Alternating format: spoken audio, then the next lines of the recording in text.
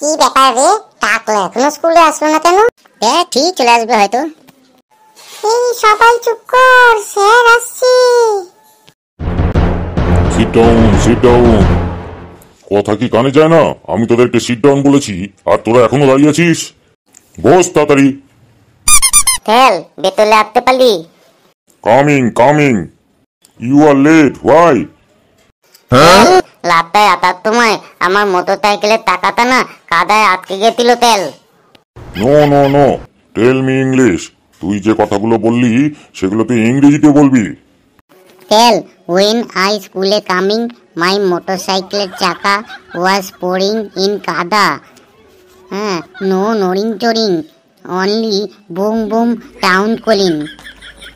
কি সাংঘাতিক ইংরেজি রে বাবা! এখন আমি বুঝতে পারছি তোদের ক্লাস থেকে যাবার পর ইংরেজি স্যার প্রতিদিন কেন অজ্ঞান হয়ে যায়। নে বস, আর আজ যদি পড়া না হয় না তাহলে তোদের একদম পে দিয়ে লাল করে দেবো, বুঝতে পারলি? আগের দিন রচনাগুলো পড়ে আসতে বলেছিলাম, মুখস্থ করে এসেছিস তো? মুখস্থ কেন, একদম ছোটস্থ করে এসেছি। বলুন কোন রচনাটা বলতে হবে?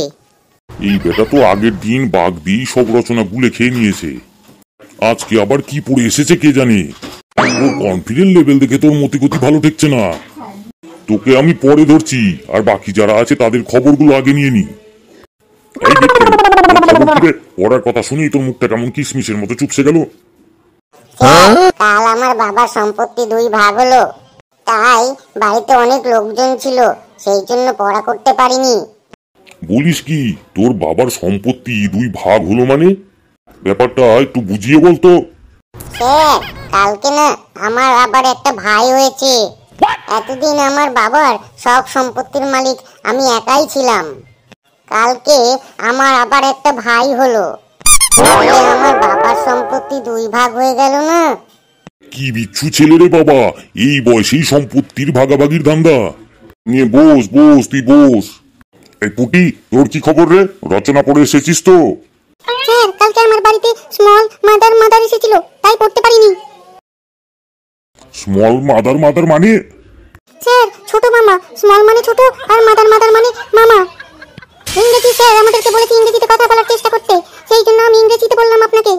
তোর যা ইংরেজি, এই ইংরেজি শুনলে মানুষ তো আহত হয়ে যাবে। বস বস, তুই বস।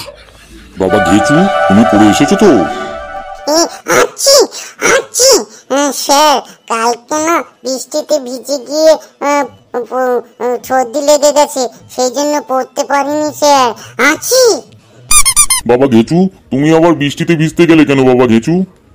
স্যার, পরশুদিন আমার দাদু অফিস থেকে ফেরার সময় না একটা কাপ সিরাপ কুড়িয়ে পেয়েছিল।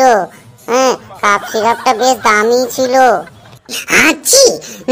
তাই দাদু বলল যে এত দামি কাপ সিরাপটা নষ্ট করব, আমাকে তাই দাদু ধরে জোর করে বৃষ্টিতে ভিজিয়ে দিল,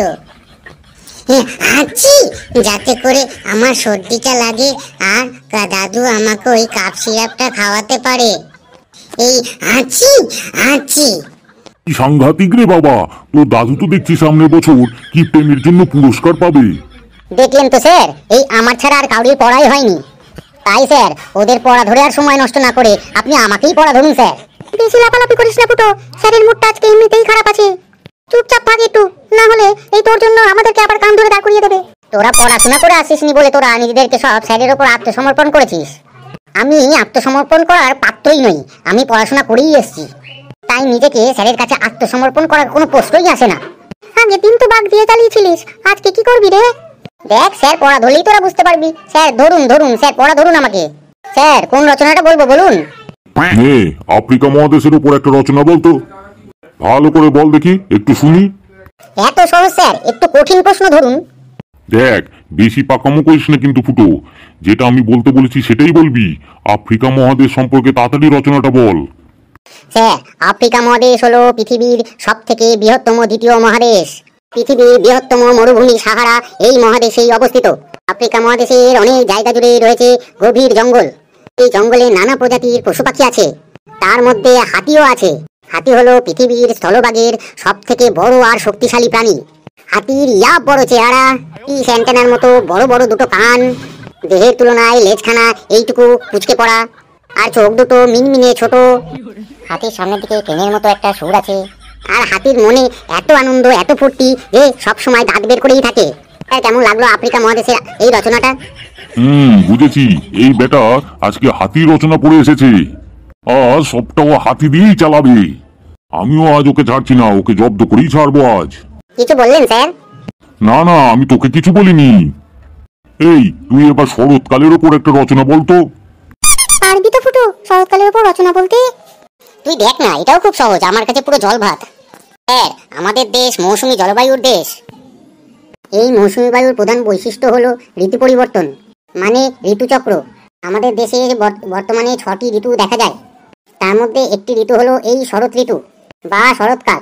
এই শরৎকালে আকাশ পরিষ্কার থাকে, ঘাসের উপর শিশির পড়ে, চারিদিকে কাশফুল ফোটে। এই শরৎকালেই বাঙালির শ্রেষ্ঠ পুজো দুর্গা উৎসব হয়।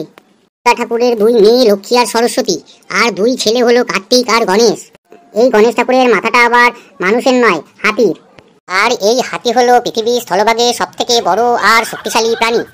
হাতির ইয়া বড় চেহারা আর ঢিস আন্টানার মতো বড় বড় ইয়া বড় দুটো কান, দেহের তুলনায় লেজটা এইটুকু কুঁচকে পড়া, চোখ দুটো মিনমিনে ছোট, সামনে একটা ট্রেনের মতো সুর আছে।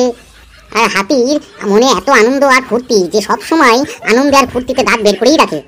হ্যাঁ, যা অনুমান করেছিলাম ঠিক তাই। বেটা হাতি রচনাটাই পড়ে এসেছে। এইবার তোকে আমি ইতিহাস থেকে প্রশ্ন করব, দেখি ও কি করে। নে বাবা ফুটো, এবার তাজমহলের ওপর একটা রচনা বল দেখি। স্যার, তোকে এবার বিপদে ফেলে দিল রে ফুটো। তাজমহলে তুই এবার হাতি কোথা থেকে আসবি? তুই দেখতে থাক, আমি ঠিক পারবো। স্যার, তাজমহল হলো পৃথিবীর 7টা আশ্চর্যের মধ্যে অন্যতম। এটি ভারতের আগ্রায় অবস্থিত। সম্রাট শাহজাহান তার প্রিয়তম স্ত্রী মমতাজের জন্য স্মৃতির উদ্দেশ্যে মার্বেল পাথর দিয়ে এই তাজমহল তৈরি করেছিল। তাজমহলটা যখন তৈরি করা হয় তখন উন্নত মানের কোনো যানবাহন ছিল না। তখন ভারী ভারী পাথর বহন করার জন্য 1000-এরও বেশি হাতি ব্যবহার করা হয়েছিল। আর এই হাতি হলো পৃথিবীর সবথেকে বড় আর শক্তিশালী প্রাণী। হাতি ইয়াব বড় চেহারা আর ঢিস অ্যান্টেনার মতো বড় বড় দুটো কান, দেহের তুলনায় লেজটা এইটুকু কুঁচকে পড়া, চোখ দুটো ছোট্ট মিনমিনে। হাতির সামনে ট্রেনের মতো সুর আছে, আর হাতির মনে এত আনন্দ আর এত ফুর্তি যে সবসময় দাঁত বের করেই থাকে। স্যার, কেমন লাগলো তাজমহলের ওপর রচনাটা? দাঁড়া, একটু নিঃশ্বাস নিয়ে নি, আমার হার্টবিট বেড়ে গেছে। কিছুকেই বেটাকে জব্দ করতে পারছি না। নে, এইবারই লাস্ট। তুই আচার্য জগদীশচন্দ্র বসু সম্পর্কে একটা রচনা বল দেখি। হাতি তুই কি করে আনিস? এইবার তুই মনে হয় ফেসে গেলি ফুটো। আচার্য জগদীশচন্দ্র বসুর মধ্যে তুই হাতি আনবি কি করে? Impossible has not in my dictionary. এই ফেলুর কাছে কিছুই অসম্ভব নয়। দেখ, আমি ঠিক পারবো। নে, এবার তাড়াতাড়ি বল। স্যার, আচার্য জগদীশচন্দ্র বসু ভারত তথা একজন প্রাতঃস্মরণীয় বিজ্ঞানী। তিনি প্রথম গাছ নিয়ে গবেষণা করে বলেছিলেন যে গাছেরও প্রাণ আছে। এই গাছের থেকে কাঠ পাওয়া যায়, আর সেই কাঠ চেয়ার, টেবিল, খাট, আলমারি এই সব তৈরি করার সময়, কাঠের সাথে কাঠ জোড়া লাগানোর সময় মিস্ত্রিরা ফেভিকল নামে একটা আঠা ব্যবহার করে থাকে। আর এই ফেভিকল আঠার ডাব্বার গায়ে দুটো হাতির ছবি থাকে। আর এই হাতি হলো পৃথিবীর স্থলভাগে সবচেয়ে বড় আর শক্তিশালী প্রাণী। হাতির ইয়াব বড় চেহারা আর ঢিস অ্যান্টেনার মতো দুটো বড় বড় কান থাকে।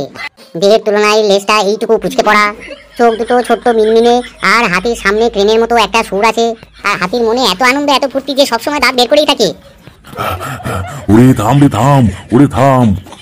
ওরে, তোদের মধ্যে কেউ একজন আমাকে ধরে একটু স্টাফ রুম পর্যন্ত দিয়ে আয়। আমি আর থাকতে পারছি না, ভীষণ কষ্ট হচ্ছে রে। বন্ধুরা, রচনার ক্লাসটা কেমন লাগলো একটু কমেন্টস করে জানিও। আর একটু ভিডিওটা ভালো লাগলে একটু বেশি বেশি করে শেয়ার করো আর লাইক করে দিও। তাহলে পরবর্তীকালে আরো ভালো ভালো কার্টুন নিয়ে আসবো।